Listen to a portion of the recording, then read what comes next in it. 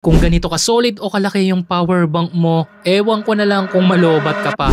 Eto nga pala ang Orashare OL80 Pro na mayroong battery capacity na 80,000 mAh. Meron na rin tong kasamang isang charging cable at meron ka palang tatlong kulay na pwede mong pagpilian. Dito sa taas niya, meron po siyang dalawang USB-A port na mayroong 22.5 watts. Meron din siyang isang USB-C na mayroong input at output at isang input din na Type-C. Eto naman yung kanyang power button. Napakadali na lang din niyang bitbitin dahil dito sa kanyang hawakan kahit na 80,000 mAh yung kanyang battery. At para gumana po yung ilaw niya, didiinan mo lang po yan. At meron po siyang tatlong mode ng ilaw. Meron siyang low light, medium light, at super bright. At ganun lang din po kapag papatayin natin siya, didiinan lang po natin. At kapag ka mag-charge ka po dito ng cellphone mo ay automatic fast charging po yung lalabas dahil 22.5 watts na po ito. Pwede kang mag-charge dito ng sabay-sabay. Sobrang laking tulong talaga ng ganitong klaseng power bank. Kung mahilig kang mag-camping, bagay na bagay ito sa yung power bank na to. At kung palaging nagba-brown out dyan sa inyo, madalas kayong mawala ng kuryente,